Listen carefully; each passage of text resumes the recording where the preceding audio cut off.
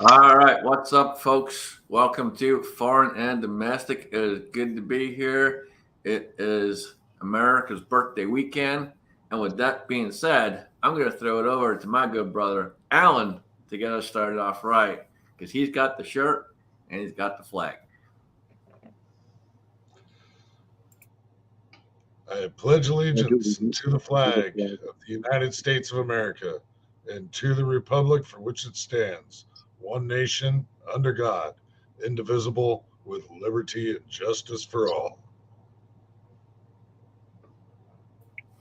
Awesome, awesome. Very nice. What's going on, man? Oh man, it has been one heck of a weekend so far for me. My youngest non-blood daughter got married yesterday. So that was a very good event. Trying for a lot of individuals in the family. Very hectic days, wedding days are. But let's just see who YouTube says is out there in the participants list. Uh, Ashley Ammerman, which I'm probably mispronouncing. The Bearded CB82, Big P, Edward Petty, Garage Guy 879, the one, the only Gizzard Gary, the unscrupulous Gunpowder Beauty. We got Keith Gregory out there, the king of all pins, Kingpin, Mark Thomas, Thorzax, royalty himself, Mr. Trees of Blowing. We got Kyle out there. Thoughts of an old soldier. Good to see you. It's been a minute. Mr. Mark Thomas, glad to see a bunch of people jumping in, except for that one YouTube auditor. Go eat a bowl of dicks. Awesome, man. Sounds like you've had a full weekend. Good to see you, man. Definitely good to see you. Jamie, what's going on, brother?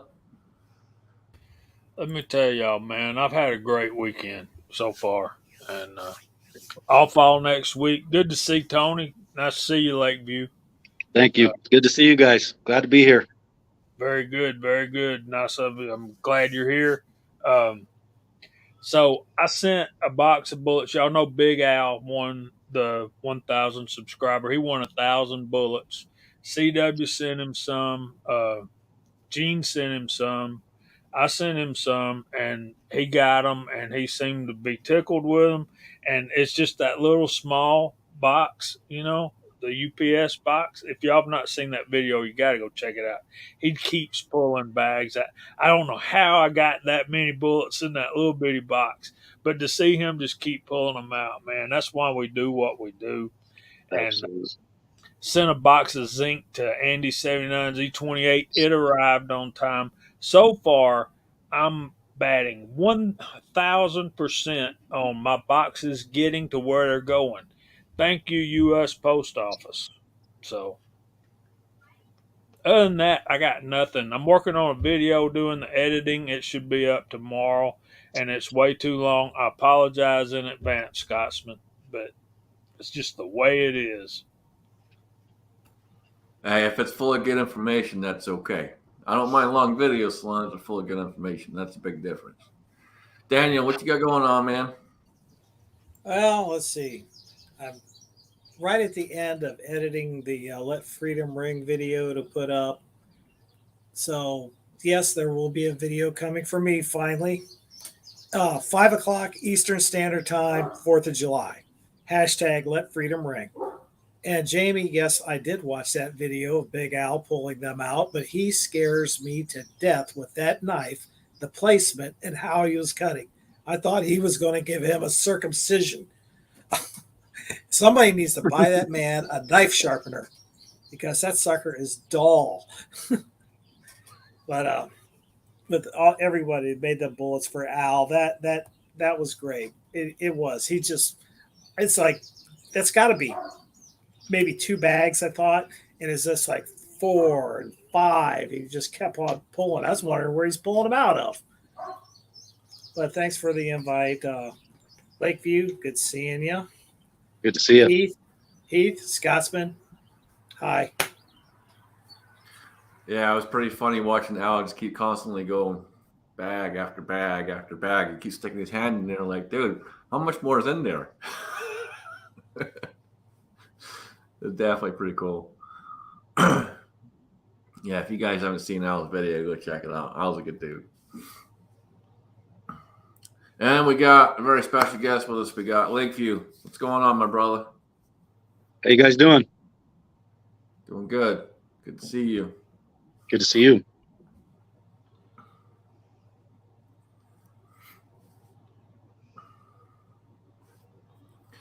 And if you got to jump off, man, you just let us know. I know you had something happen, so.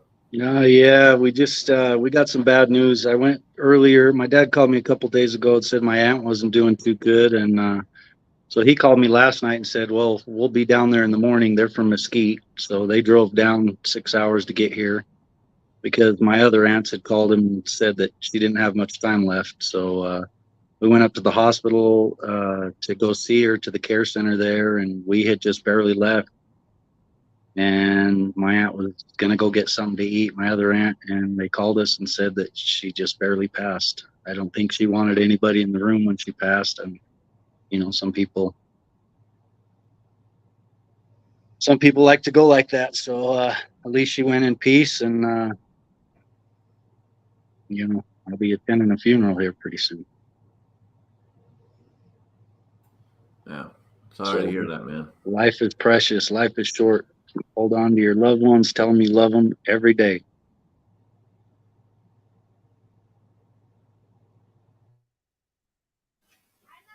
Absolutely. We take way too much for granted, way too much of the time. Yeah, you don't ever know what you got until it's gone, like even kind of with my wife's situation, you don't realize how much your wife does for you and until she is unable to do those things anymore. So yeah, it's a humbling experience to say the least. I can relate, brother. This past November, a year ago, my wife had a stroke, and it was frightening. And I had to do everything Yeah. from feeding the dogs to washing the clothes to washing the dishes, getting Right. supper. That's And where I'm at. I feel you, bro. I Yeah. feel you.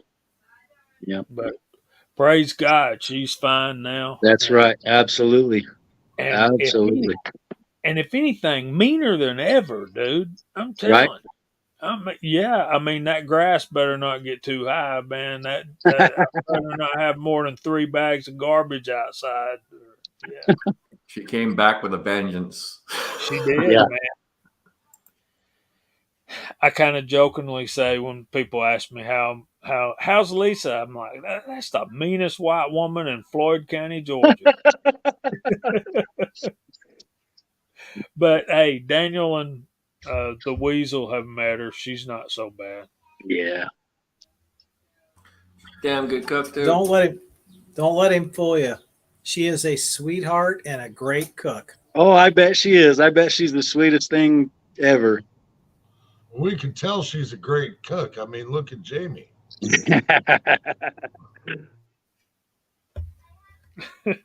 Hard to hide your blessings, ain't it?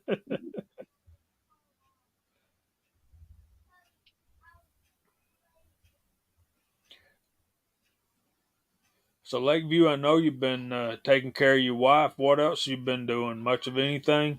That's pretty Uh, time consuming, isn't it? I haven't had much time to do anything. Some buddies wanted me to go fishing. I can't leave her for that many hours by herself. She's Yeah. she's unstable and unable to walk, and she can still feed herself and stuff like that. It's just she has a tough time getting around. She was really, really sick the first little while when they put her on the medications, and so they've been trying some different ones because she wasn't able to hold anything down. She was just puking and puking and puking every day when she woke up. She lost 22 pounds in probably a week or in a month, I would say, in about a month. So. Yeah. So obviously it's up to you how much you want to disclose there, but Yeah, so I kind of wanted to start at the beginning and kind of let you guys know how this all came about and how it started. So around late February, I had come in from the yard or whatever, and I threw my belt down on the ground. And I never throw my belt on the ground. I don't know what the hell I did that for, but I threw it on the ground. And she went to go look out the window for something and stepped on the belt buckle. So the actual part that goes, the part that sticks out, the middle piece, she stepped on that and it penetrated her foot. So she went to the doctor and got it checked out. They told her there's nothing they can do for a puncture wound. They can't stitch it or anything. So they just cleaned it up and then got her on an antibiotic, and she was good, but they recommended that she get a tetanus shot. So here's where they think everything went wrong, is when she got the tetanus shot. And that was March 10th that she received the tetanus shot. A week later, she started losing complete function, feelings, numbness in her hands and her feet. And it started in her feet, so I was thinking maybe neuropathy, although she's only 42 years old. So, you never know. I didn't know what the heck it was. We had talked to several doctors to try to figure out what was going on. And just every day she was losing more and more function on her hands and her feet. So one day she got up to go to work and was in the shower, and she literally couldn't get out of the shower, couldn't move. And so I had to take her into the ER. We got her into the ER, and they didn't think much of it. They kind of said, well, you need to go see your primary care physician and this and that. So we kind of told them what was going on. Hey, she's having complications. She's losing feeling in her hands and her feet. And so they started doing all kinds of tests. They started bringing doctors and more doctors and more doctors and more doctors in the room. And that's when I knew something serious was going on. They went to give her how they check your reflexes, and she was getting reflexes on the right side, but her left side was completely dead. Like she was getting nothing at all. They were pounding on her leg and they weren't getting anything. So that's when they really knew something was wrong. So they started looking into it. They did a spinal tap, a full body MRI, a CT scan, tons of lab work. I mean, just about every test you can imagine they had done to her just to figure out what's going on. What they figured out is she has an autoimmune deficiency. It's called Guillain-Barré syndrome. And that was what they first told us. Since then, we've been to a couple appointments, and they've now told us that she has the most chronic form, or not, I don't know if it's the most chronic form, but it's a more chronic form of Guillain-Barré syndrome. And it's called CIPD. And there is a huge, long technical name for that, but heck, I couldn't even begin to say it. So if you want to look it up, look up CIPD, and that kind of tells you what we're dealing with. So basically her nerves are like a wire, and around those nerves is insulation. And she's lost all the insulation around those nerves, which it is able to, build itself back up if we can get her on the right treatment plan. The treatment plan they're looking for is the IVGI therapy, but because it's so expensive, her insurance doesn't want to pay for it. Now, I thought it was $1,800 per bottle for the insurance. No, that's my wife's cost after the insurance pays their half. So when they pay their part, she's got $1,800 for each IVIG therapy or treatment. And they want to do it once a month for, I don't know how long. Could be forever, could be 12 months, could be, we don't know yet. We went to the doctor. Correct me if I'm wrong. Is that the Panzega or Pangea? I forget how they pronounce it. It's like Panzega. That I don't know. Okay. No. They originally told us Guillain-Barré, and then since then they've told us it's a more chronic case, because Guillain-Barré, you're supposed to go up, peak, and then get a little better, and then you'll have your good days and your bad days. But she's not having any good days. So they figured out that it's CIPD, which is a kind of a cousin of Guillain-Barré. It's a more severe case. She's losing even vision. She's been noticing her vision loss. She can't write. She can't even write a check. She tried to write a check the other day, and I had to help her. She's unable to work right now. She's on short-term disability. They had that on hold. They finally got her approved for what? 4 weeks so far. And then the rest is going into appeal. So it's just fighting with insurances back and forth and stuff like that.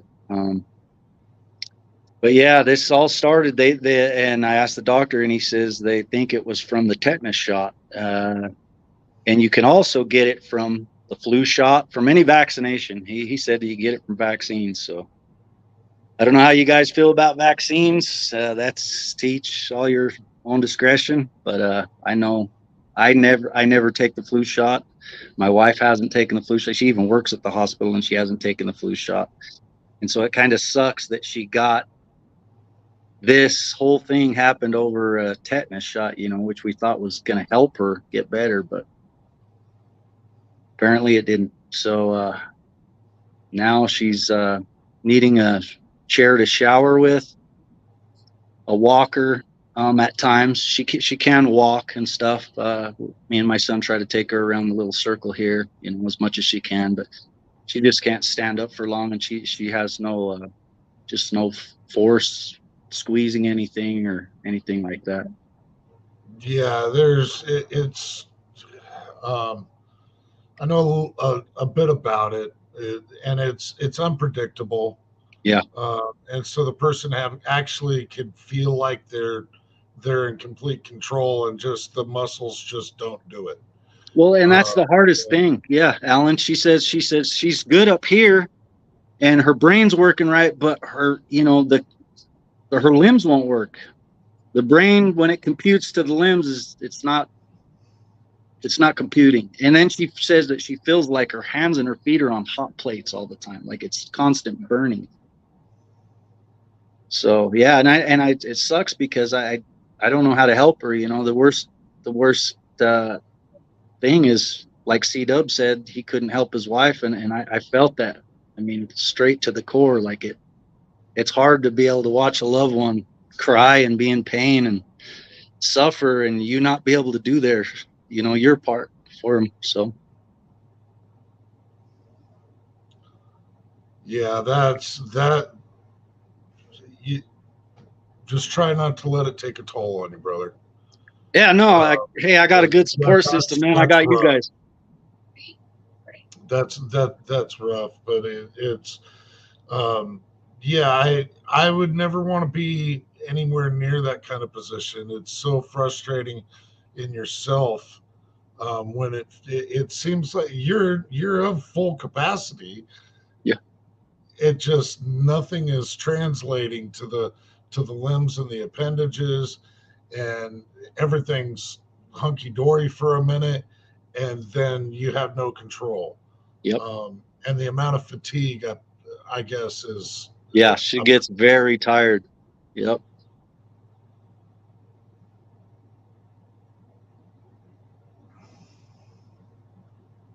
Yeah, autoimmune deficiencies they're kind of a weird thing. Even the doctors say that, they're hard to pinpoint.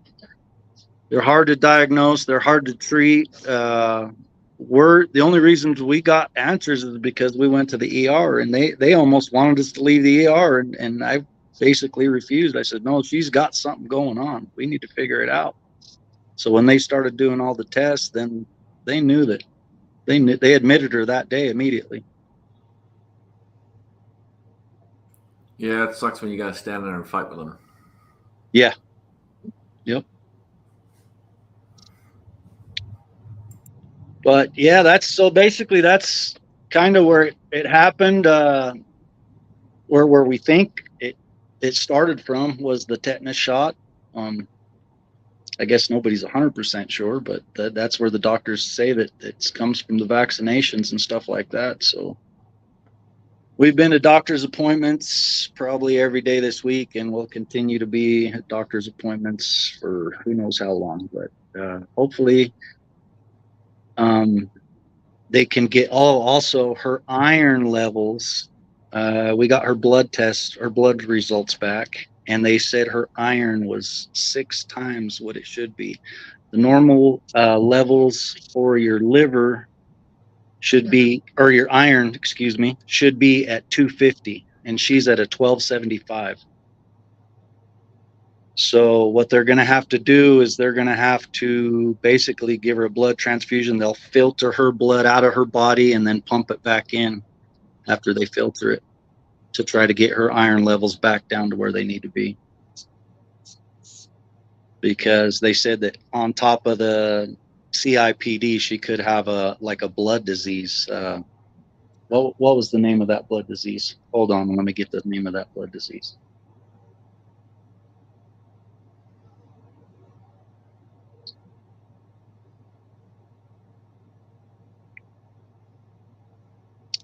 Okay, so the name of the blood disease is called hemochromatosis.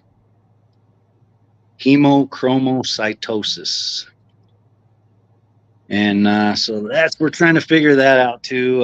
Like I said, we're not, doctors still aren't exactly sure exactly what, but they have diagnosed her with CIPD so that they could get her paperwork and all of her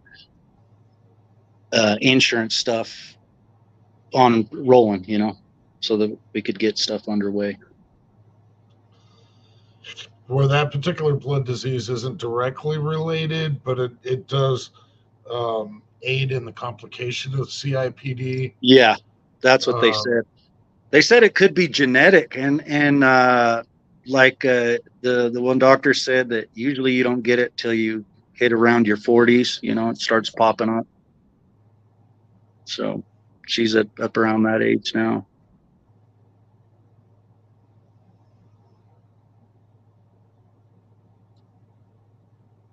Yeah, the early onset where you're talking about the insulation around the nerves. I mispronounce things all the time. People don't take my pronunciation as tried and true, but myelin, MYELIN, is basically like insulation around a wire. Mm-hmm. And so what they have found is that in a lot of vaccines, it will degrade the myelin because the body doesn't necessarily see the vaccine as a natural antibody. Uh-huh. And so it actually will degrade the myelin between neurons. Right. Yeah, sorry, I'm a little bit of a nerd, but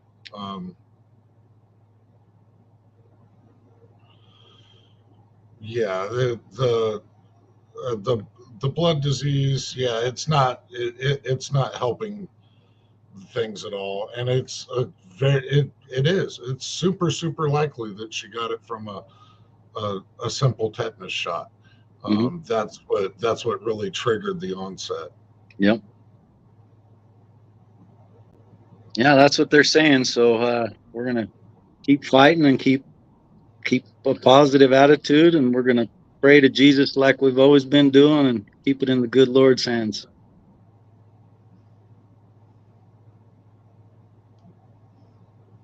We're fortunate, man. We got a bunch of good people out here that's jumped in already to help out, and I'll get you a check out later this week, probably. That's another thing I want to say. I want to take a few minutes to thank each and every one of you. I really appreciate the time you guys have taken to make videos and donations. My wife reads each and every one of your comments and cries and cries and cries, and she makes me cry with her, but she really appreciates it, and so do I. From the bottom of my heart. I mean, you guys are great, man. I don't know how or where you guys came from, but I'm sure glad to be a part of this crew. Well, I came from Scotland, so. You weasel, you came from the dirt. We love you, No, man. no, but You're a huge yeah, part I of the appreciate community. I We appreciate it. forever It love, man. sucks, and but hey, man, we'll get through this. We'll get through it. Weasel, that is the lightest colored beer I've ever seen you drink in my life. Uh-oh. Shots fired. I got to go to work, so I can't drink. Sorry, man.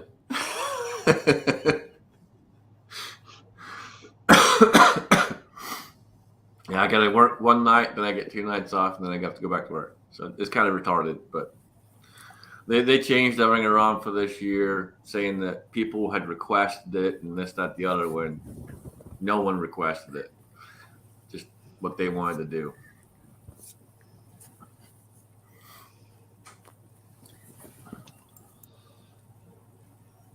So, Alan, are you making fun of his high quality H2O?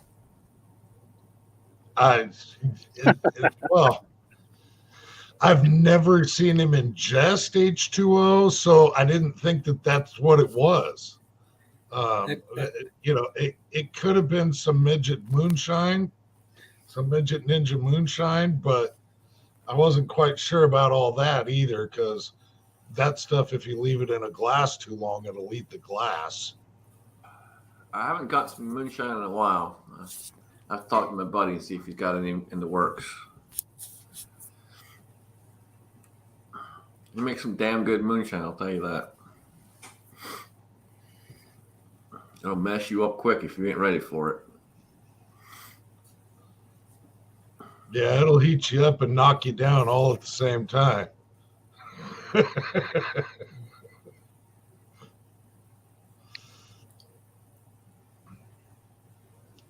No, with the wedding yesterday and dealing with a bunch of the formentals and everything after today, and getting the event place cleaned up and returned back to normal.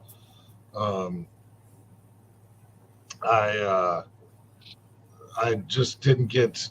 I still haven't gotten anything in the can for the Let Freedom Ring videos, but it's a damn shame.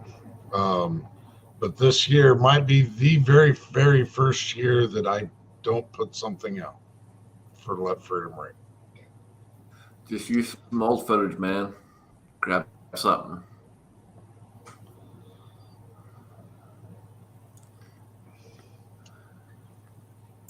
Oh, come on, Alan. You can break out the Red Rider. Well, it wouldn't be I certainly could. I certainly could. Actually, I could do it right here in my house. And There you go. I mean, it's not like I haven't done a dust pop before, but that wasn't on purpose.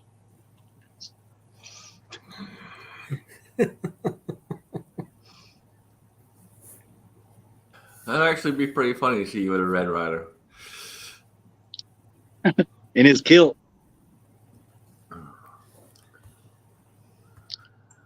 Oh, don't get him started on his kilt and stuff. When he was out here, he and Scotsman came down, and what was it, Denny's we went to? Yeah, here he is wearing his kilt and everything, great big guy.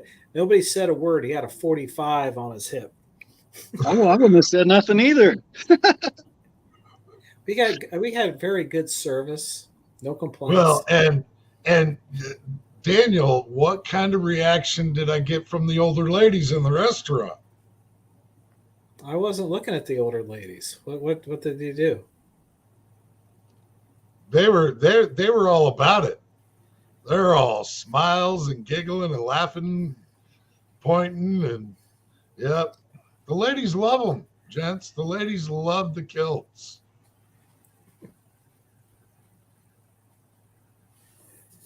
Oh. Okay, I'm just trying to be serious tonight, folks. So excuse me that I'm not being sarcastic and everything. If you didn't catch the sarcasm there, that was sarcasm too. So. No, I went through a couple years and stuff where I couldn't walk and all that stuff, and my wife was there 100%, And I was like, I don't know why she just didn't give up on me and leave me, but she worked through it, and I know it had to be so hard on her because there's nothing more shocking than when you like you're on the living room floor and you wake up and you look at these two strangers. It's like, what are you guys doing in my house? And they go, we're the EMTs. Your wife got tired of hearing you scream. And I never even remember going into pain. I was just like, da da da da da, normal day. Um, So, and yeah. And that's before it got bad. Yeah, there's so many sicknesses and different things. I was talking about that earlier with my parents that, that the body is such a fine-tuned machine, that there is so many different things that you can catch and just cancers and just ugly things in this world. And it just makes you appreciate it each and every day when you wake up and can take a healthy breath, or you're able to use your limbs and your legs. And like my wife said, she said, I'll never take my wife or my hands and my feet for granted ever again. Wow. He said, I don't care how tired I am, I'll walk there, I'll never complain, and stuff like that. So yeah, it's hit her pretty hard. Yeah. As well, I'm sure, like you said with you, and everybody's got their own things in their family, and I pray for each and every one of you and your families. Yeah, just don't give up. Stick with it because That's right. hey, Yeah. I'm up and I'm not as active as I used to be, but I'm not as young as I used to be. Yeah. But I'm out there doing everything I can, what I can. Have a hobby, keep your mind busy, and just don't give up the faith. Yep. Because that's important. When I got down and stuff, and all I had to do is think about or actually see a couple people that I know that I couldn't imagine being in the situation they're in.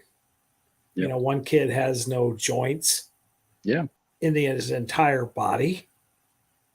He's got his mouth works and he can move his head this much, and that's about it.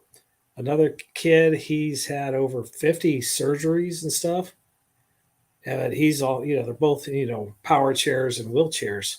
Yeah. So, and they're the happiest because, these are a couple kids at church. So they know what's important and they're getting through it and they're not complaining. They don't complain a bit. They're just, boom, full of positive energy. I love that. I love that. But I know it's going to be rough for you because I know it was rough for my wife. Just get through it. Yeah. We'll get through it. Because I've depressed everybody else now. Yeah. Can we talk about some happy stuff now, maybe? Guns? Anybody get a new gun? My wife tried to make me buy a new gun last week, but I said, nah, I'm holding out. Oh, the wife tried to make you buy one, huh? Oh, yeah. My wife's so good. She's got her own gun safe. Nice. Okay. Yeah. And she didn't grow up in a gun household. She was all trained by the Daniel. Awesome. Yeah. And she's well trained too, because when Daniel gets one, she gets one. Yeah. Hey guys, real quick, if I could just take a minute. I want to introduce you to my pops, the guy that brought me into this world, the guy that taught me all my pleases and thank yous, yes sirs, no sirs. I'm the good looking one and the smart one. Yeah, he's the smart one apparently, and the good looking one. And the shortest one. But this is my pop, and I love him to death. He's down here from Mesquite. Like I said, we got some bad news. His sister just passed away today, a few minutes ago. So we'll be going to some events. But I just wanted to introduce you guys to my dad, and there's my mom. Hi. Mom. Thanks for everything that you guys are doing. Thank you. Thanks, guys. Very cool, man. Very cool. I bet you, Lake, the older you got, the smarter he got. Yeah. Well, I just got tired of getting whipped with the belts is all. Or kicked in the seat too much. He didn't have to say anything at all about being the better looking one or the smarter one. We already done figured that out. Yeah.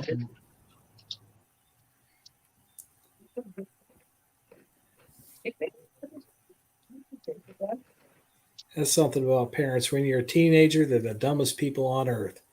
You're hit about 22, 23. It's like, yeah, it's about right with that. 30s, it's like, oh man, why didn't I listen earlier? I was talking to Hillbilly earlier. He's got a pretty good idea, so watch out for his video. It's going to be pretty epic.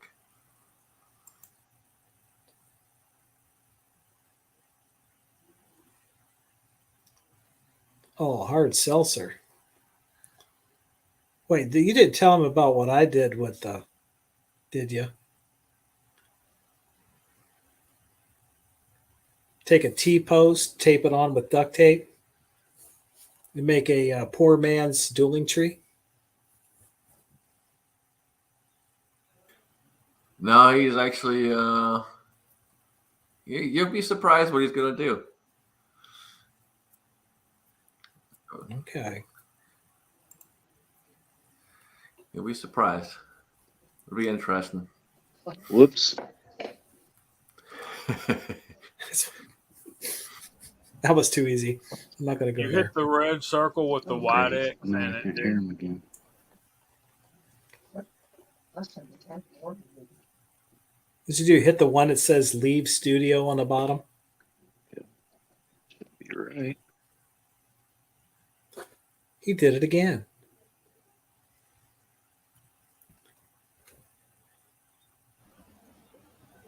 dueling trees are so much fun. I gotta tell you, they rock. Yeah. Alan, you're muted. Alan, you're still muted. Scotsman, you're muted.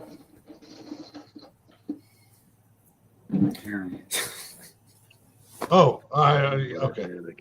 I do have a dueling tree in what looks like a rifle case. It's a Codwell dueling tree, and I have yet to take it out to the range or even take it out of the case. It's in a rifle, what looks to be like a rifle case, and it's got some heft to it. It definitely is. It's not something you're just going to throw onto your shoulder and walk away with. Can you use a 10 millimeter on it? I have yet to set it up and throw some lead at it. Can you use a 10 millimeter on it? Well, yeah, from a little bit of distance. But I'm only going to be using like the cast stuff. I definitely won't use any like full metal jackets or.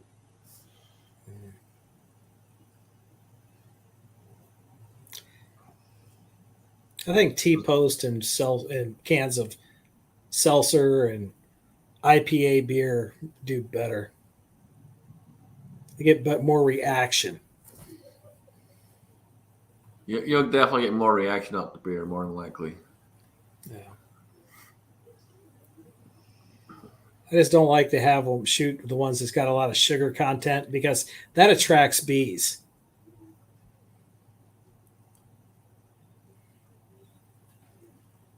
That's a good question. I bet he's probably got a lot of ants and stuff running around the yard shooting all that hard seltzer. Okay, there's his dueling tree case. Yep, that's a dueling tree in a case.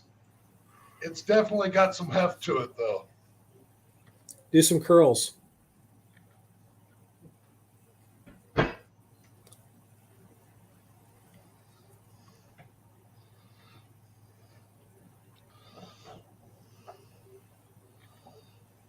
But apparently it's like super portable, so I don't know about all that.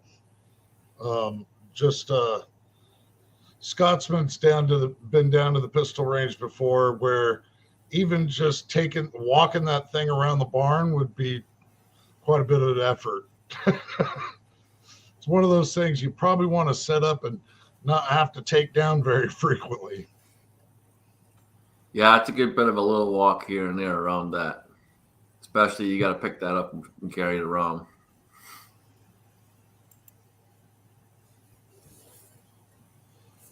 Yeah, it does look like an oversized rifle case. And I was actually pleasantly surprised to see that it came in such a nice case, for something that you're going to shoot at.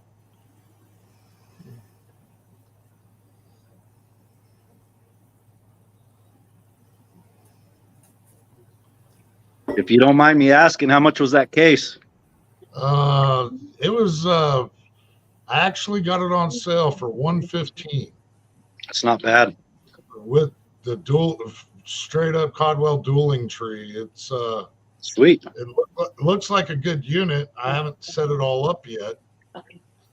But with the dueling tree in the case, I got it on sale. So it was... He does kind of have that hook nose starting now too. And we're talking the old original Dracula. Desperado. Rob, man, yeah, I don't do Sun, dude. Me and Sun don't get along. We Scots, we burn, dude. There's no. It can be overcast, cloudy, and the sun's there, and trust me, I'll burn. It don't take a whole lot. There ain't no tanning around here. The SPF 1000 on the dome. It does help eliminate glare. If you've ever I got that same problem. Oh man, you got to take that hat off once in a while. You got that screw top lid going. How do I know that? When I shave my head, it's like, yep. I get a tattoo that says pickles.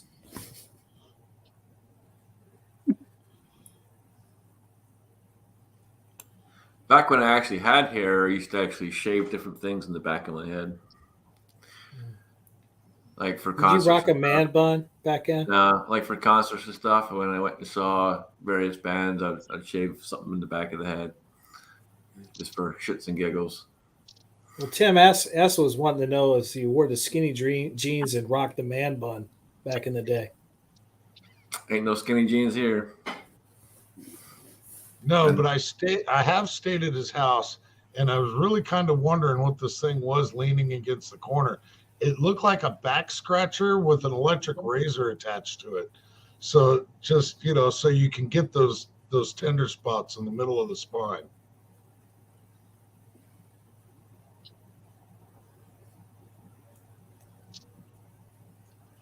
Scotsman didn't lose the hair on his head. It just slid all the way back.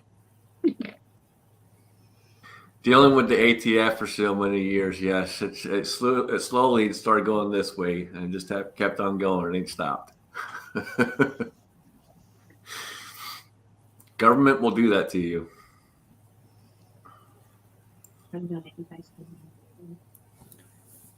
Oh, Tim S wasn't talking about Scotsman. He was talking about somebody else.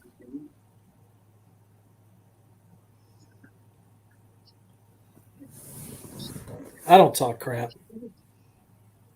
I talk smack.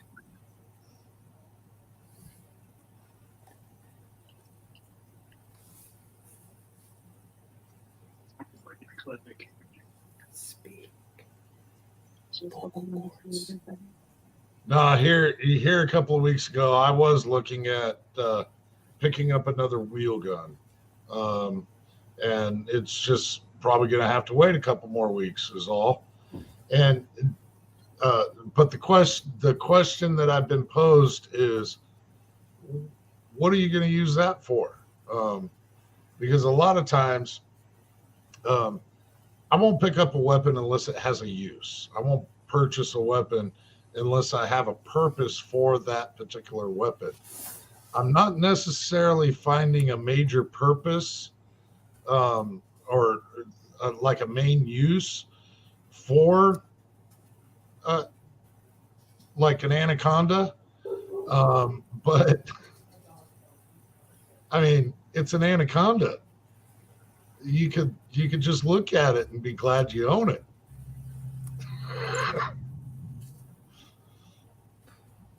And when it comes to a good wheel gun, man, you don't need a reason. It's a wheel gun. It's an awesome thing to have.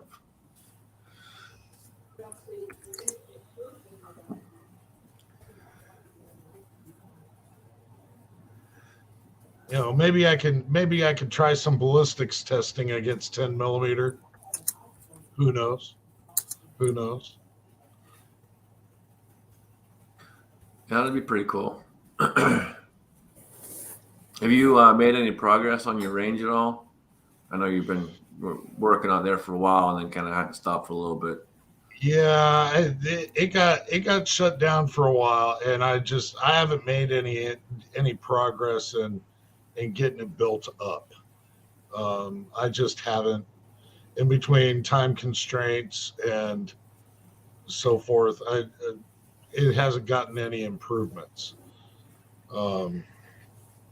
What time I do have, I try to make time for getting out and doing some shooting and just enjoying myself and staying on top of skills and so forth. So it's it still hasn't seen any improvements as of late. I do want to try to get it finished up, at least the main portion of my backstop and so forth, before next winter, which I should be able to do, one would think. But then again, one would think I would already have the video in the can for the Let Freedom Ring video. It's good to see Tom out there, and I'm glad Tom corrected himself. Thank you, sir.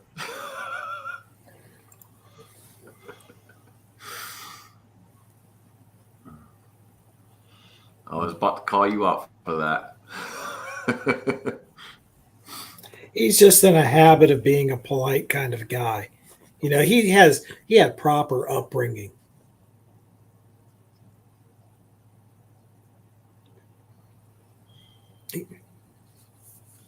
I've met Tom. Very nice guy.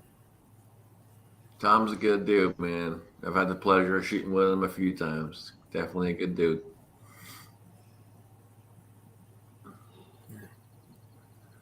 See, he's very polite. He even already told me thanks. That's before I finished saying that.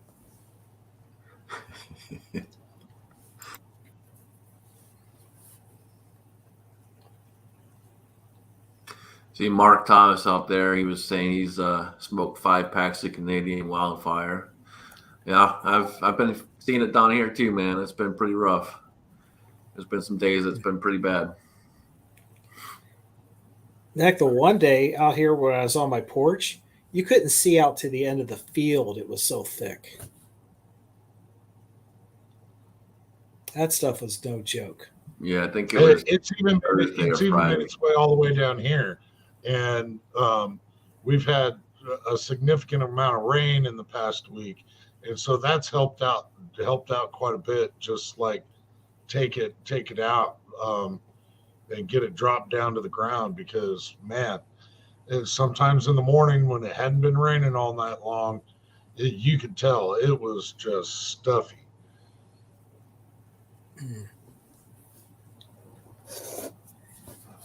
There was this report in the news that came out today or yesterday that the White House wants to start using aerosols in our atmosphere to help block some of the sun rays to slow down global warming. Have you noticed? I've noticed I haven't seen any contrails from any aircraft this year. Not like we had seen them in the last couple years.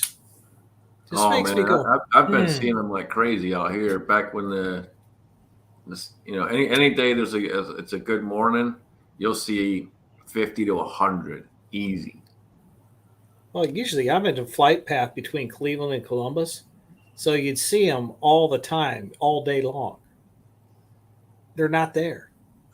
Yeah, back at the beginning of the year, I saw a bunch of them, dude, constantly. But how about lately? In the last month or so, maybe not. But prior to that, yeah, I was seeing them every morning, man. Every morning.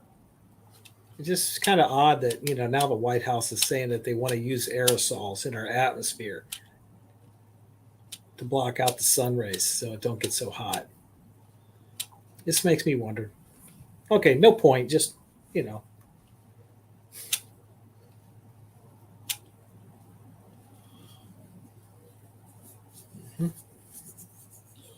Well, I love the fact that they push this submarine story so much through the media, which, yeah, okay, if you're gonna follow along with that, but what they were not talking about was all the emails that they got off of different laptops, and somehow a total of like 4,100,000, some ridiculous amount of emails accidentally got deleted.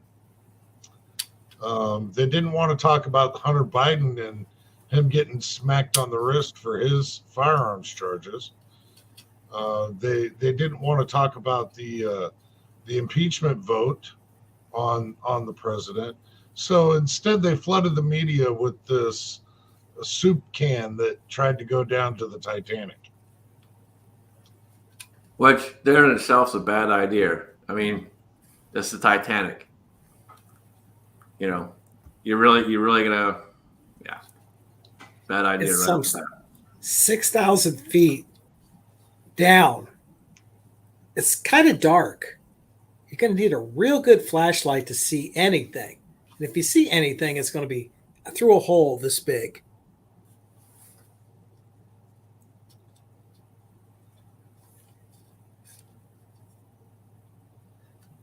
You guys are all quiet tonight. Come on, man. It's the typical thing that we see. They throw something out there to distract you. Mm-hmm. This time it just happened to be a boat, submarines, whatever they want to call it. Hey, would it be an awesome life experience to go down and check out the Titanic in a sub? Absolutely. I mean, that would be an absolutely phenomenal life experience. Just an epic memory to have the rest of your life if you make it back. And that's the key. If you make it back. Hey, put Rich White's comment up there. Was the submarine sponsored by Olight? Boom!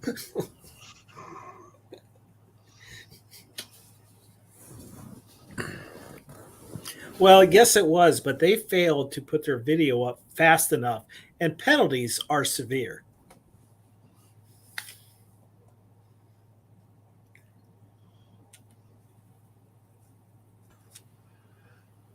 All right, so I threw a link out there, and I saw this video the other day. But this kid designed the one shirt right there that I threw up, and they threw him disqualified him from the art class or competition, whatever it was, because of what he drew. But they made it into a T-shirt, so it's pretty cool. So if you guys are interested, I threw that link out there for that. That's only for a few more days, so.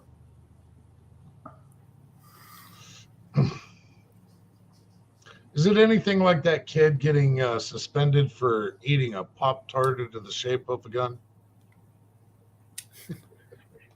That kid got the Pop-Tart. What did you like, second or third grade? That's a cool looking shirt. But there's only one thing wrong with it. Is that a Glock sticking out of the back of his pants? Again, I don't speak for the model. I'm just telling you about the shirt. Well, but the shirt, so that is a Glock, but it's in his butt crack. So, yeah, okay, that's where Glocks belong.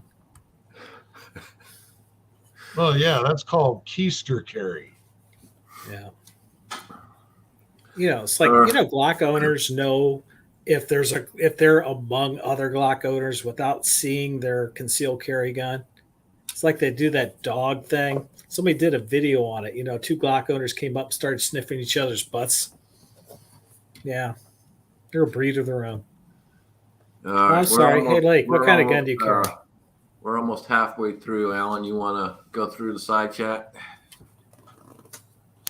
Oh yeah, absolutely. That is if the powers that be allow me to pull up this wonderful participants list, which would include the Bearded Lunchbox, Bearded CB82 Outdoors, Issei, Hobbies Hobos, James Paul. I don't know. Excuse me. We got Kingpin, Mark Thomas, Mark, New York Outdoors, Rich White, Thorzax, Tim S., Tom Olafson, and Vanessa Kitty out there. And more than that, just probably a batch of lurkers and stuff, including the Tactical FUD and James Pollard. If I didn't say that before, I might have, I might not. Gizzard Gary is still out there though. That's always good. That's always good.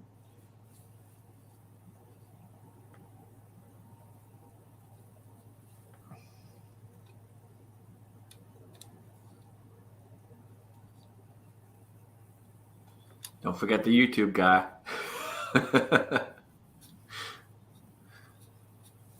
There's Gunpowder Beauty also still chiming in out there. Good to have it. Good to have it. Ashley's still chiming in out there.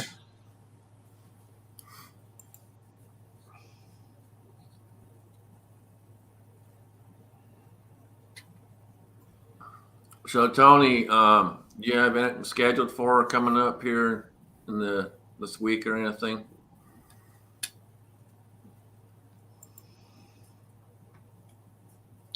Tell him he's muted again. Unmute your keyboard.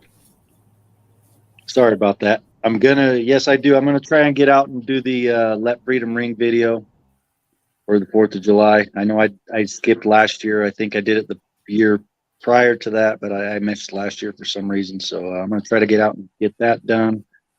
Also, I'll probably try to dig out my old, my first gun. I don't know if you guys are curious or not, but the first gun that Dad got me, my first shotgun. So I'll dig that out of the closet. I still have that, and it's a big piece of my arsenal. That'll never leave my hands. So that one's special to me.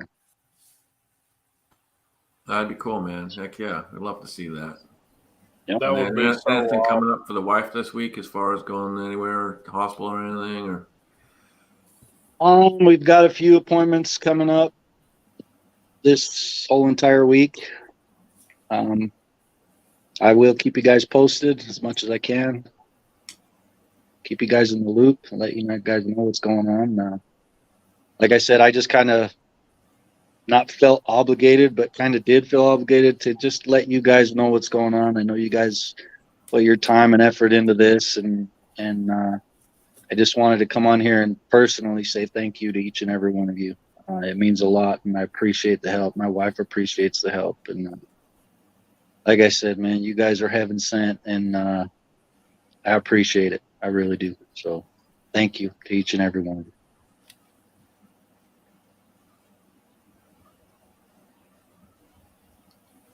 You're muted, man. I'm very glad that you did share what was going on with her, because when we in our prayers we can direct that a little bit better. Just saying she's having a tough time in life, that could be your fault. Instead, we have something to say, hey, help take care of this. But just because the poor gal's married to you doesn't mean anything. I mean, You hear that, man? No, and we got Jamie to thank for the first gun video series. Absolutely.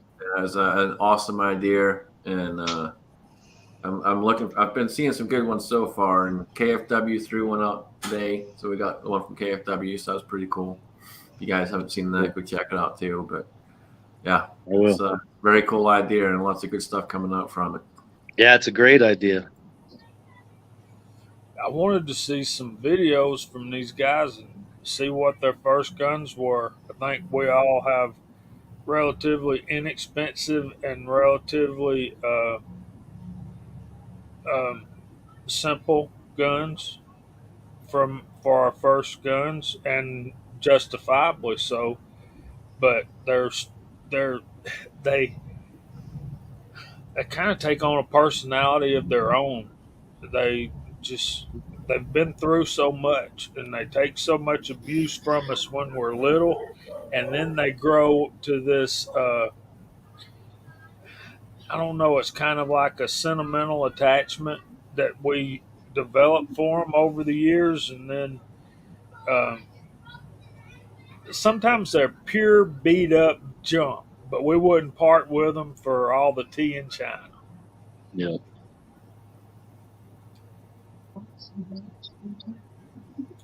Because that's the way I feel about that rifle I did the video on.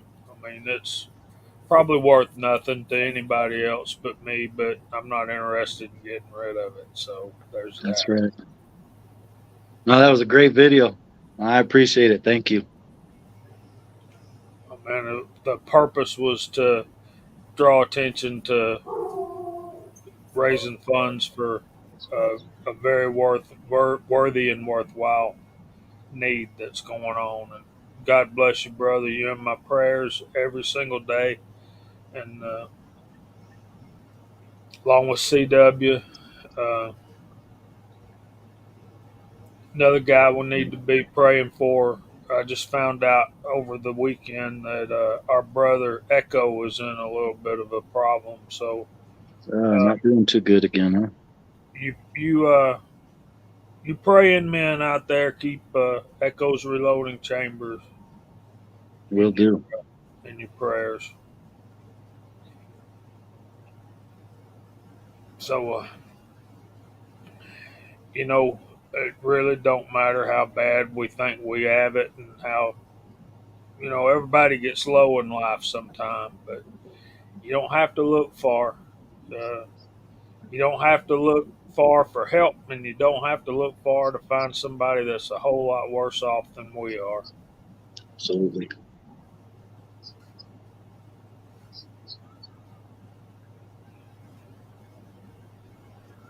Yeah. Well, hey guys, I'm going to get out of here. I hate to jump off early, but some unfortunate events happened tonight, and I got company in town. Mom and Dad's here, and I'd like to spend a little time with them. I don't get to see them often, so thank you guys for everything. We appreciate you showing up, man, and being here and coming on and explain what's going on, and definitely appreciate you, man. Yeah, no worries. If you get a chance, tell your loved ones, give them a call, text. Don't just text them, call them, tell them you love them, appreciate them. Life is short. So, like my good brother Jamie says, I hope the Lord blesses y'all real good, and we'll catch you on the next one, man. I love you guys. God bless you. Thank you.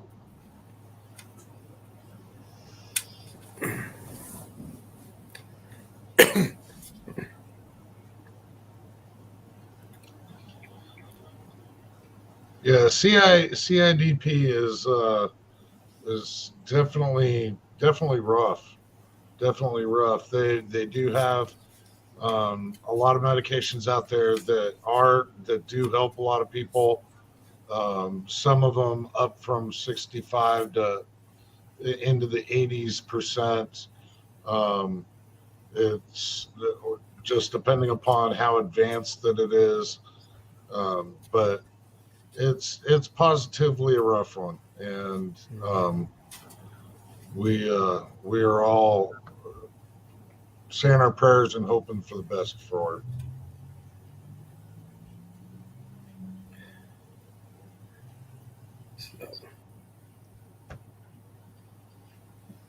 So, Scotsman, you're doing this fundraiser for him. Good on you.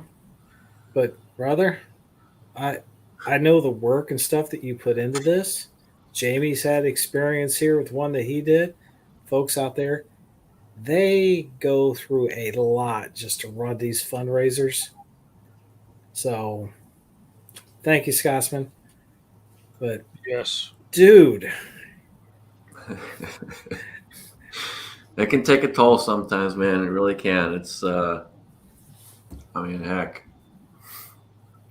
I don't know what we're up to on this one, but yeah, it's too many times we've had to do this stuff, but I don't know. Something keeps telling me to do it. Don't know why. I do.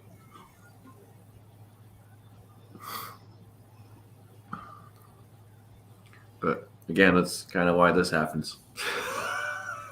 And again to throw in on this, what are you looking for people to do?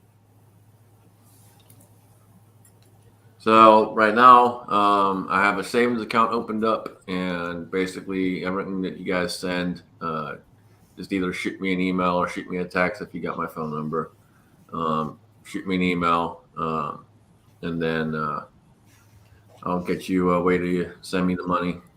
And I'll put it in there, and then once it gets X amount, so much, I will get him a check out.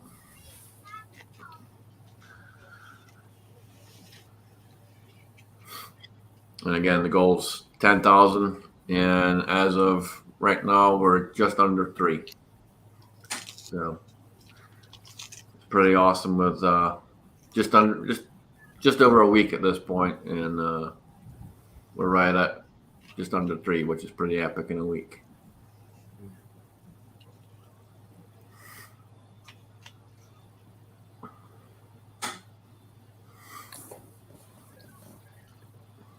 Yeah, and if they're going to be using the medications that I anticipate and the way he was sounding, that sounds like about 2 treatments out of pocket. That's it. There's the cost of this medication is astronomical, and insurance only pays so much of it. And a mass of that medication cost is going to be concurred straight out of pocket. So, because it sounds like one of the orphan diseases. The drug companies don't do that much research and stuff. That's why it's costs so much. There's not that much of it that they produce it that they can't recoup their cost. Right, and that's why he's fighting with the insurance company too, because the insurance doesn't want to pay out. So it's a constant battle fighting with insurance. You know what's not a constant battle with insurance? You making your premiums on time. Yeah, that's not a battle. I mean, that's you pay them or we cancel your coverage, flat out, point blank. But they have lawyers employed that their only job is to get them out of paying claims, and that is a flat out ripoff, in my opinion.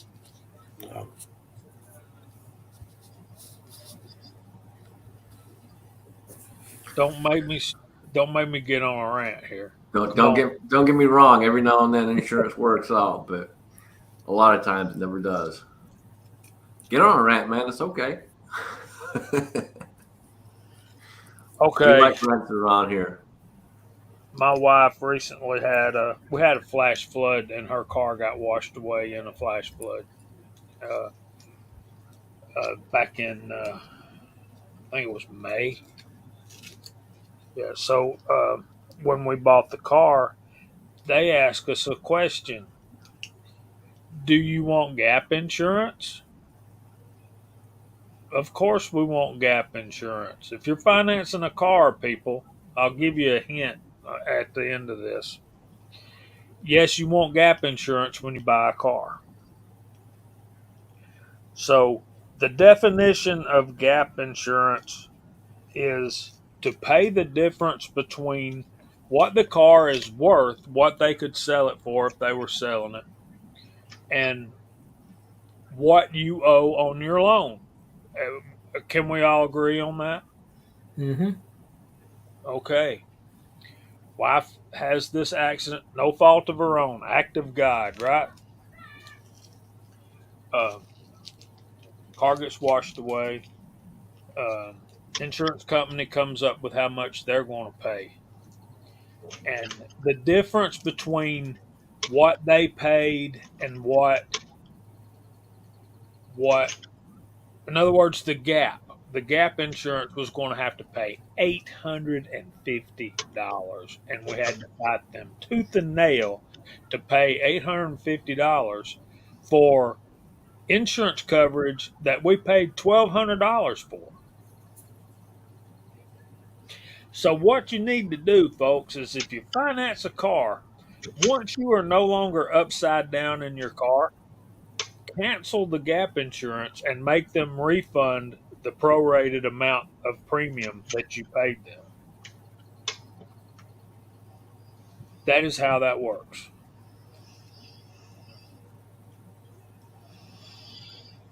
Yeah, the only alternative is put enough down on the vehicle to where you're not upside down on it, pulling off of the lot. Most people are. And that's a small percentage of people that can do that.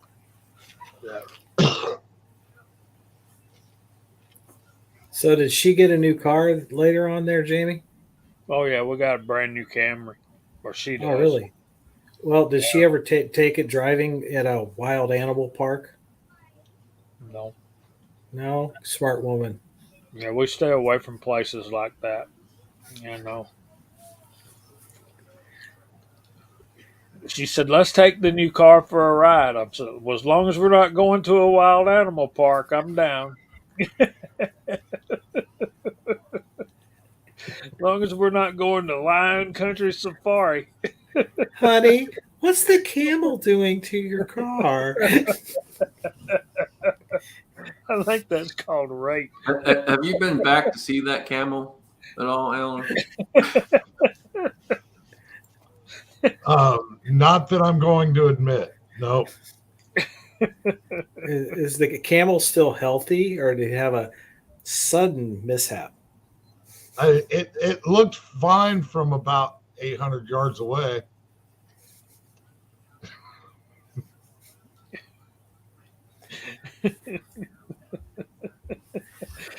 With the crosshairs on its head. I was going to say, what caliber?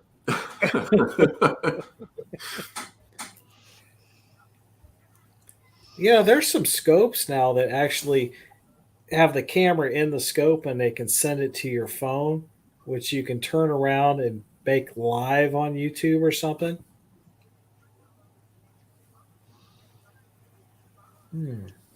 Well, I don't know about the live portion because that's one thing.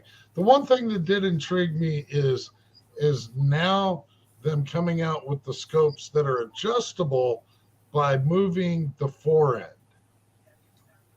You can actually zoom in and zoom out by sliding the fore end back and forth, and you can adjust the diopter by turning it. Has anybody seen these quirky looking things yet? No. I don't know if it's just a gimmick or what the deal is, but they're actually building them. And to me, I don't know. That I would have to try and shoot one just to see what it was like. To see if it can be locked out into place or not.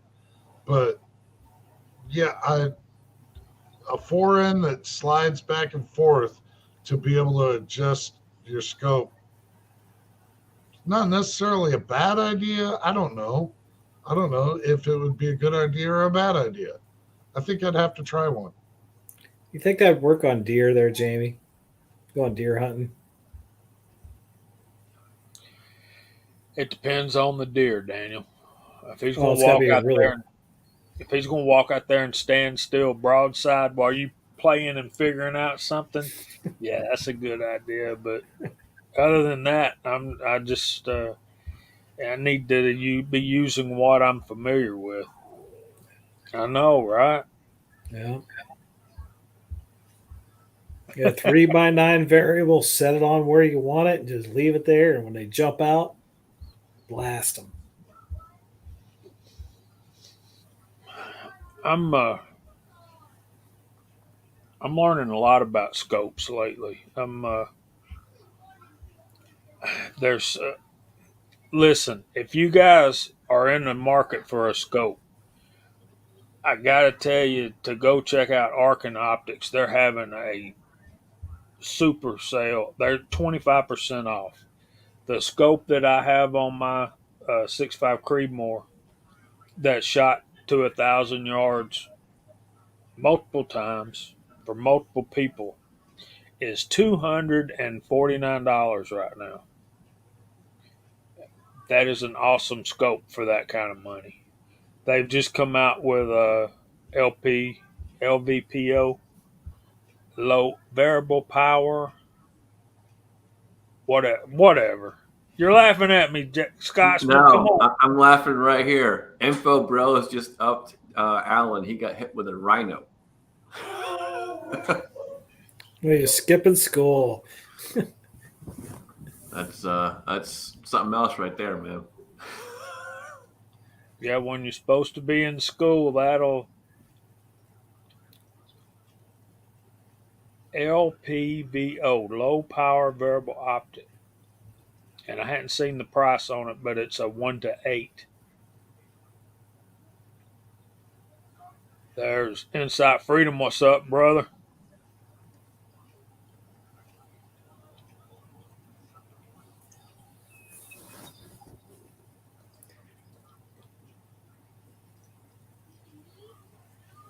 So, do you know what those are called, Alan, or have you got seen them on the I website or don't. anything? Link? I was trying to rack my brain trying to figure out what they are called, but I just can't come up with it. Oh, hang on. Here we go. Scope switch. I'll have to see if we can find something on that. Oh, I mean, it sounds interesting.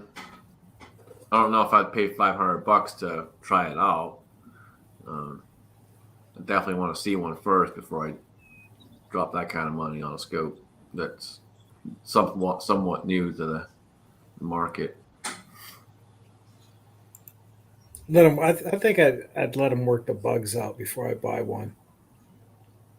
Well, that's the same thing I usually do with guns and stuff. You know, if it's a new gun to the market, I usually wait 6 months or so and wait for them to work out the kinks and the bugs and all the rest of it. I'm not a big fan of buying right off the bat. I've only done that once, and that was the Beretta M9A3, and that's just because it's a tried and true platform. So I knew there wasn't going to be a whole lot of issues there.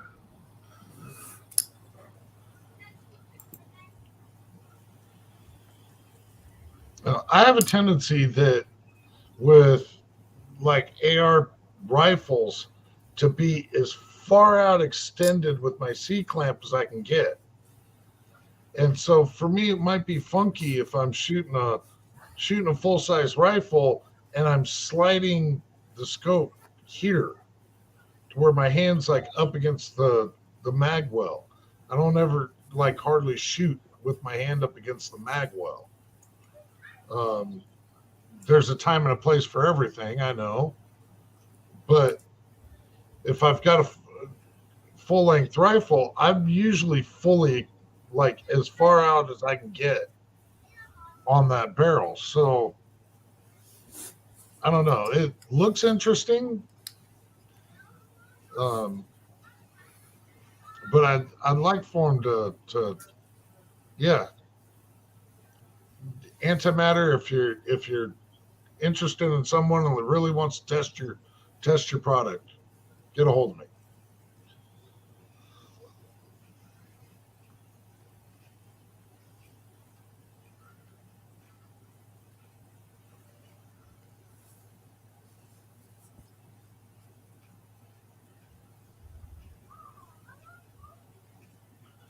I've been hearing things about the Army's not too happy about their new pistol. Something about they not reliable and they keep breaking. You guys heard anything about that? On what? The SIG. You know, the SIG got the new Army contract for the pistol, the 9mm. Yeah, I've been hearing a few say they would rather have their Berettas back.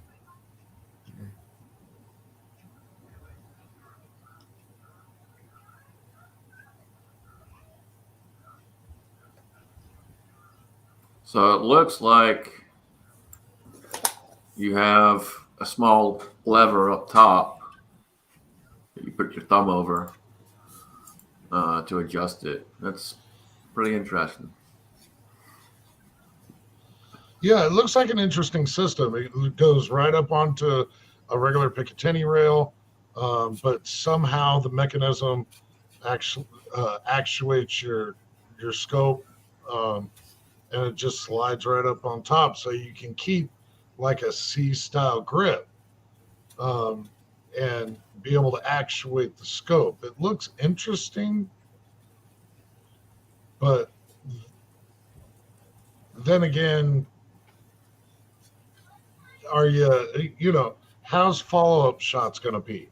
Are you able to hold it in place four shots? 5.56 doesn't have much recoil, but nevertheless, your main support hand is able to slide around on half of your control surface. So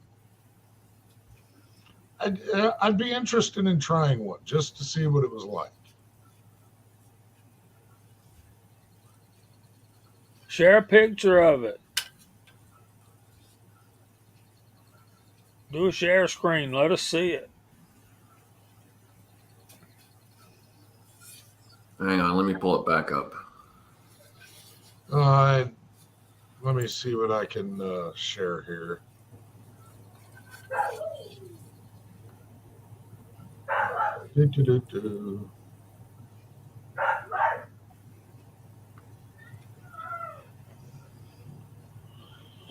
Yeah, if my internet connection will do it any good or not. So it literally rides on the top of your rifle, and you can actuate.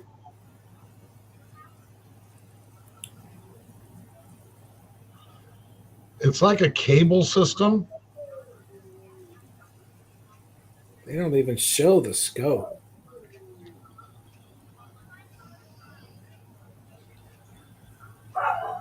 How much throw there is on that cable, I'm not quite sure. But yeah, you just have a lever on the top of the rifle that enables you to slide it back and forth, and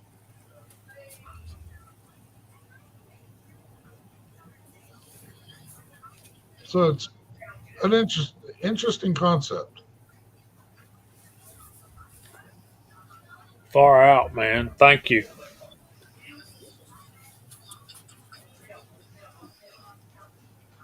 Yeah, definitely an interesting concept. And New Texican brings it up too. Probably be good for 3-gun shooters. I can see that.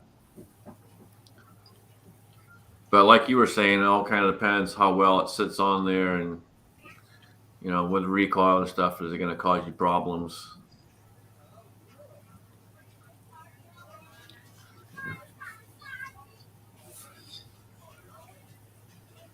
No, for bros, it didn't look battery operated.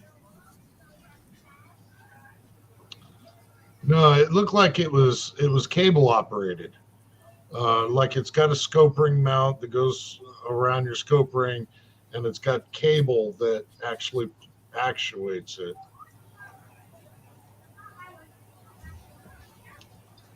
Thorzak's ended up shooting a 320 today and wasn't very pleased with it.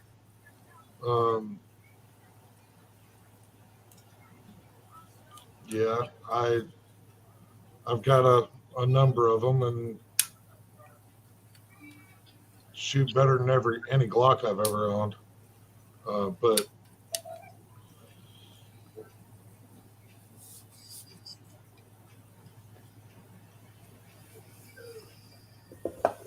for me, they work well. I understand not every gun is for every single person. That's why we have so many different variances. If one gun was perfection, that would be the only one there's ever one made. Well, dang, Alan, dude. I thought all anybody would ever need would be a good Smith and Wesson revolver and a 1911. I mean, Not chambered in 9mm, right? No, 10, No. chambered in 10. Yeah.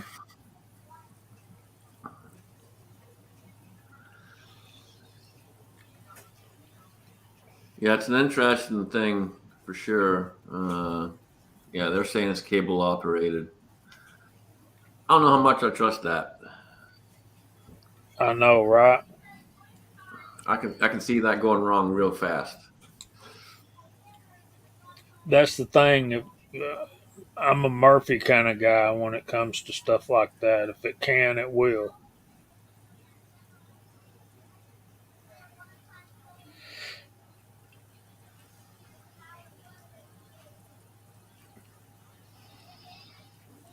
Right. And Dave, that's the thing, man. That's the beauty of it. That's why, again, like Alan said, we got so many different variations and different ones out there, and plenty of options because everything is not for everybody.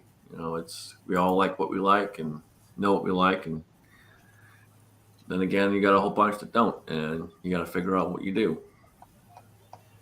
When I first picked up a Ruger LC9 Plus, or LC9, the original LC9, I did not think that I was going to shoot that gun that well, at all.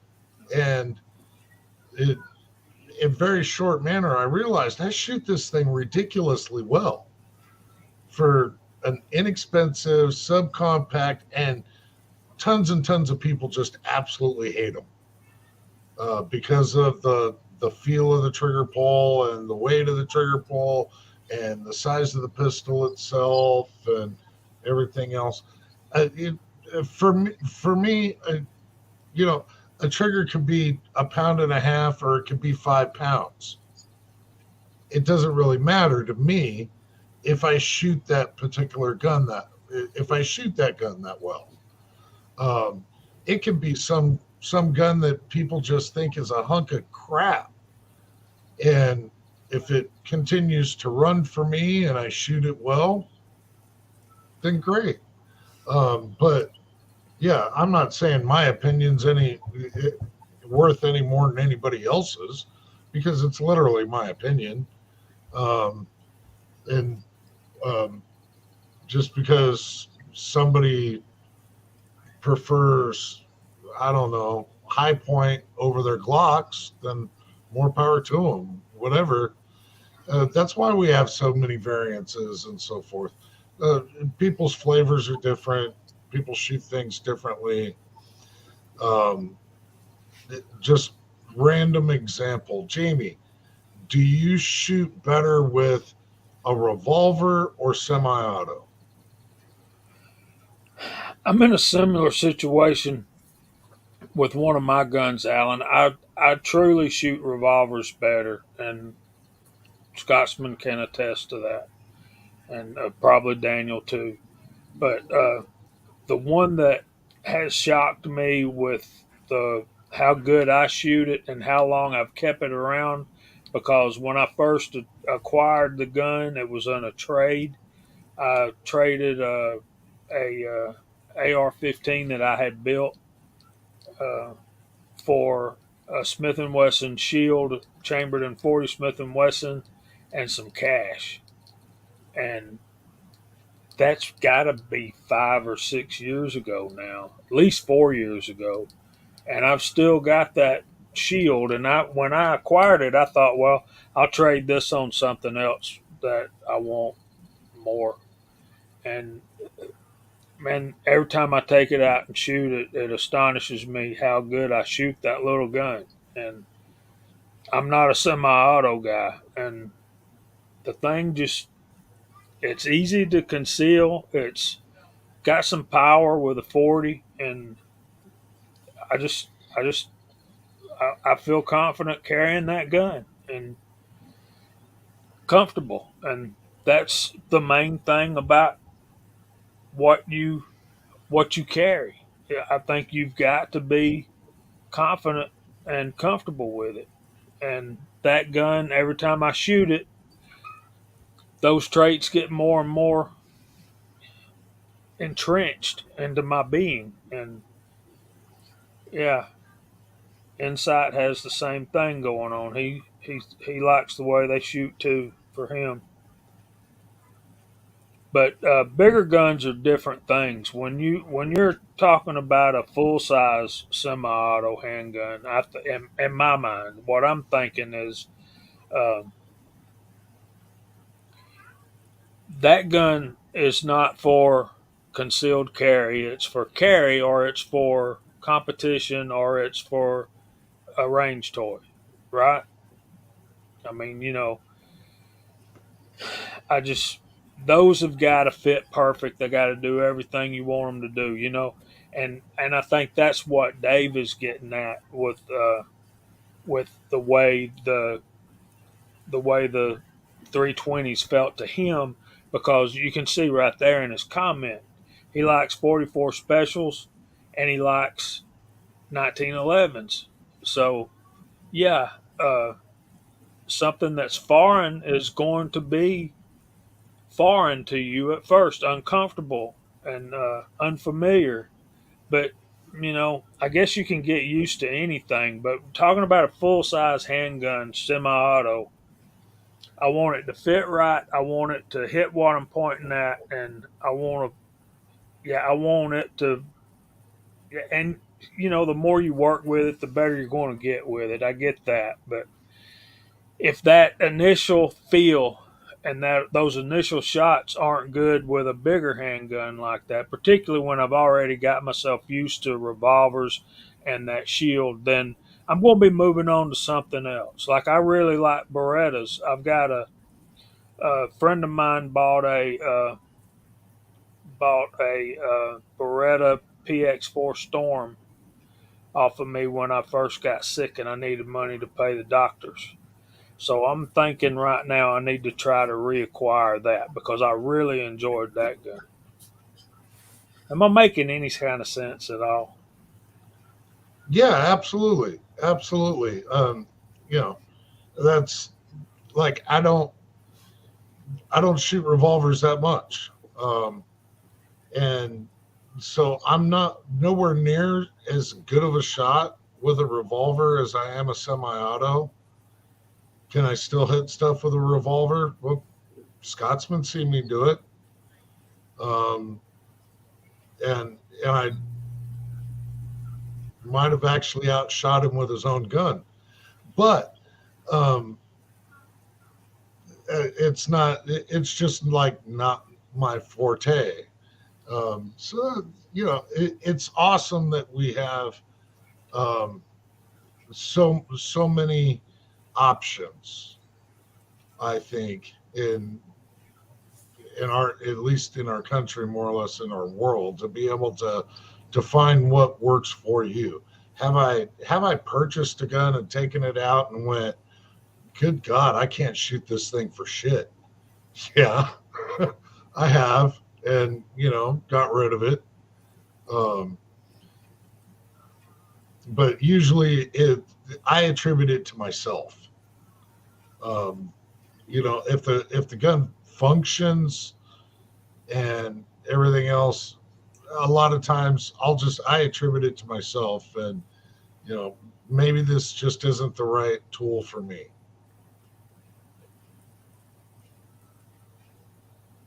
Right. And one thing I notice a lot, especially if I go from a hammer fire to a striker fire, the difference in the trigger and how you pull that trigger is widely different.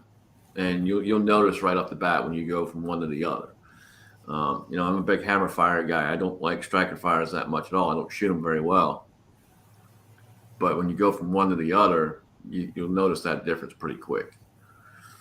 Oh, it's like day and night. It really is. One of the things about a factory 320 trigger, Scotsman has said, it just feels springy and doesn't necessarily have like this defined wall, and not wrong statements at all. It's they are straight out of the box. They are. Can you do things to make them a little more revolver-esque? Absolutely, you can. You could do the same thing, like Glock triggers out of the box to me are horrid. They're absolutely terrible.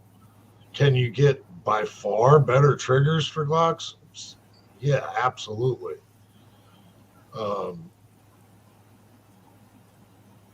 That's how much are you willing to put into something that you may or may not shoot that well? Starts becoming the option at that point, I would guess. Yeah, I think so too. How bad do you want to shoot a SIG 320 well? You know, Right. And I've shot pretty much most of Allen's, but the latest one he got is probably the one I've shot the best. And I mean, it still didn't like the trigger that much, but it had a better trigger than all the other ones he has. It wasn't as springy. It felt a lot better in the hand to shoot, and definitely shot a lot better with it versus the other ones he has. I hear you, Insight. Lipstick on a pig. Um, I saw something y'all probably don't want to hear about, but I'm going to tell you anyway. Uh, I saw a new revolver from Rossi, model 66, 6-inch, 357 Magnum. Looks just exactly like a 686. $450. I thought, dang, Like, that's half the price of a new Smith. Have any of you guys gotten your hands on the revolver Henry put out? I have not. Seen a video on it, and it's like, I might have to look at it. It's very old school. Yeah, it's a single action, double action too. So I'm thinking, I know Henry, everything made in the USA or not made at all. Yeah. Lion Quest Fitness put out a great video on that. He picked one up, and he did his research before he got it. But he's made a couple videos on it so far, and he was talking about that earlier in his latest video about how it's more of an old school style and comparing it to various ones. So I check out his videos if you haven't seen them already. Definitely an interesting one for sure. What goes on inside Freedom with that gun is it's old school like an H&R. What it reminds me of is an H&R from like the 60s or early 70s where the the chamber don't fold out. It's you got to pull the pin to take the cylinder out, and that's very old school H&R revolver. That would be cool, Tex. That would be really cool. Particularly if it was a P model clone, Colt clone. That would be very cool. Of course, with Henry, you got those Italian guns over there selling for $500 to $600, and then if Henry made it, it'd probably be close to 1,000. Most everything they have is right around that $1,000 mark. Have y'all noticed that? Right, but again, it's made in America versus buying something else. So, Right. I don't mind paying a little more knowing where it's made. I agree. And also knowing Henry's customer service. Exactly. That's what I'm going thinking there. That's half the purchase right there. What half of it's a gun, the other one's a customer service. And I will reiterate what I've said several times, and the best warranty is the one that you never have to use. But then again, if you buy something from somebody and it doesn't work, then you got ripped off if there was no customer service.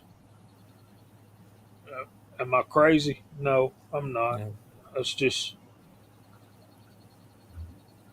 the way it is.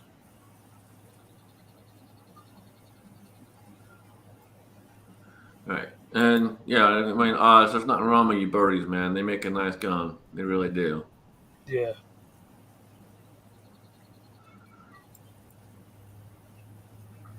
Hey, Birdie, they're into that more of a cowboy action kind of guns. Yes. Yeah, they do a lot of clones and stuff. Yep. They're Colt 1873 clones.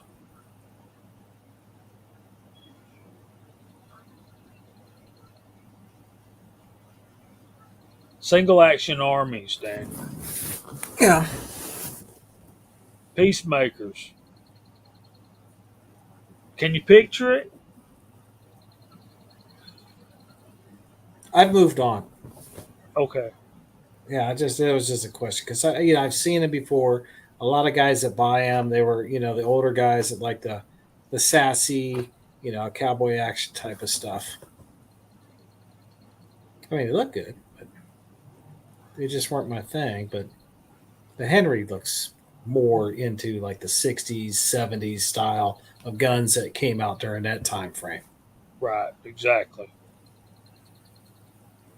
Right. And there's some complaints with the grips and with the blue end, saying the blue end's not as far up to Smith and Wesson. Well, it ain't ever gonna be.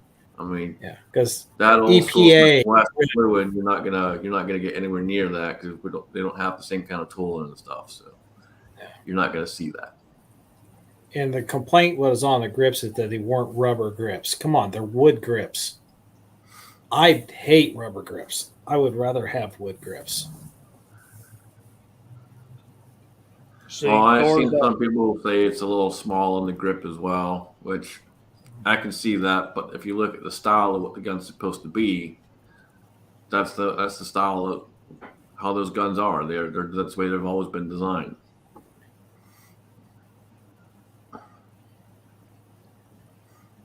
Thorzak says Smith & Wesson needs to watch out. Taurus, Rossi, they're collecting what was once Smith's people for new revolvers.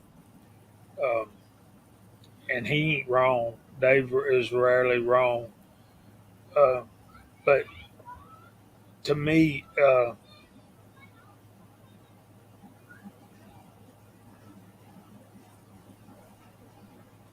that the old school Smiths are what that's what Scotsman and I kind of like is the older ones.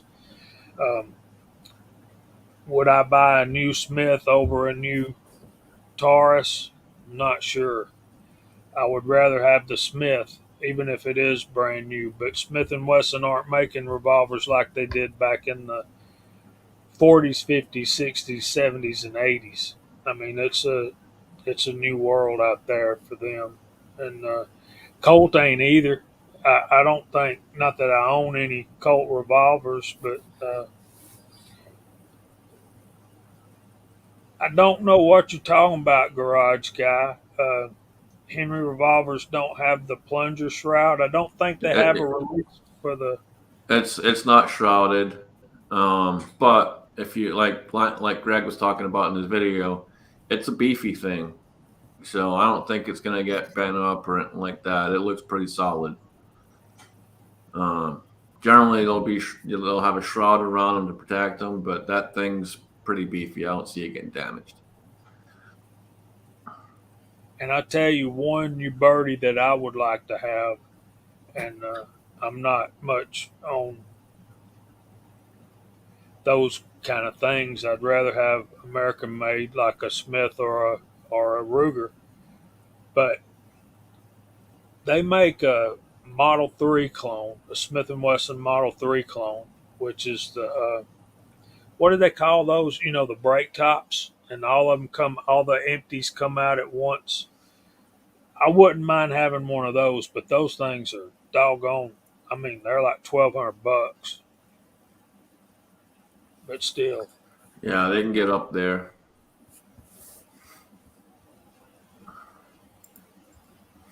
They can definitely get up there. That's the word, Walter. Thank you. Yeah, I've seen some. I've seen some of the older ones too. Some of the original Schofields, and man, yeah, they can get up there for sure. Yeah, those are. Yeah, but there's a little bit of difference between the Model 3 and the Schofield, if I understand my research properly.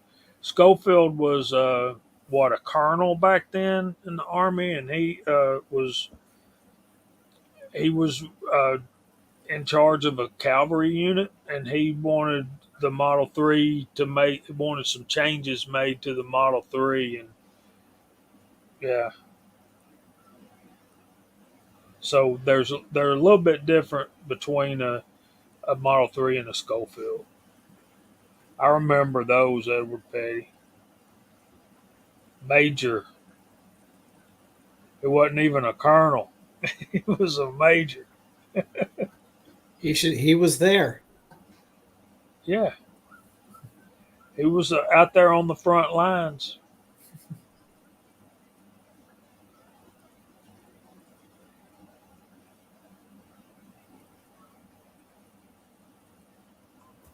All right, it's getting close to that time, so we'll start going through the room here. First off, guys, appreciate Tony jumping in earlier so you guys can kind of hear from Tony. If you guys missed that, go back and watch it, please. But appreciate him being here and helping us out and talking about what's going on. Give you guys a little bit more info on that. And again, if you guys can help, shoot me an email. And we'll get that all figured out. That being said, Daniel, what you got, man?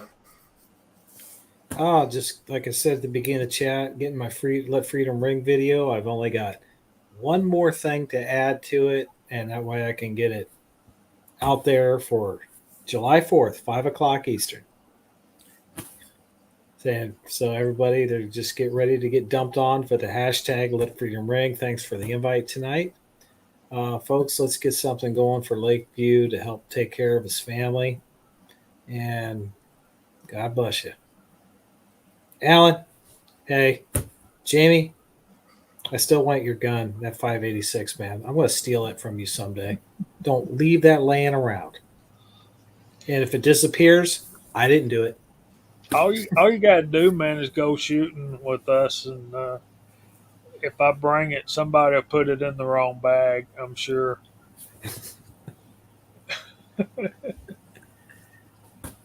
Yeah, Okay. don't know how that one happened. It starts raining on the range. Everybody starts getting in a hurry to get all their stuff in the dry quick, and stuff gets misplaced. Absolutely. Duffer, let me see. I don't think I have anything from you. Yeah, I'm not seeing nothing. Jamie, what you got, man? I got episode 1 of the 308 Reloading series almost finished editing. and hopefully it'll be up tomorrow, at least on Rumble, and the Reloaders Network might hold it till 4th of July because I haven't been able to go to the range and do what I want to do. But so there's CW coming in. But yeah, man, I'm excited about this video, and I've worked hard on it, and it's way too long. I'm trying to trim it down, but don't forget, guys, please, if you can, if you feel led, and if you're able, Lakeview needs our help. And if you know my information and you don't know Scotsman's, give me a call, give me a text, send me an email, whatever. I'll forward it over to him, and we'll get some money up to help Lakeview help take care of his wife. And Friday nights, 8 o'clock, Georgia Shooting Connection channel. Hope y'all be joining us. Thank you for having me. Enjoyed spending time with you guys. Thank you. Absolutely. Always appreciate you, man. CW, we're here if you need anything, man. Just let us know. Appreciate you showing up, man. Alan, take us out right, brother. Oh man, great chat. I got to figure out something for Let Freedom Ring and get a video released 5 o'clock Eastern Standard Time on the 4th of July. Got to figure that out. It's great having Lakeview Outdoors on the chat tonight. Absolutely phenomenal side chat. Definitely keeping Lakeview in the prayers now that we know what to pray for. Anyway, I'm going to be releasing my first episode in a series of 1,727 videos of the effects of the Earth's natural magnetic forces on the movement of tectonic plates on the alternative channel. Alan is a nerd at youtube.com. But if you're not into that sort of thing, just keep your magazines loaded and one in the chamber. Woo!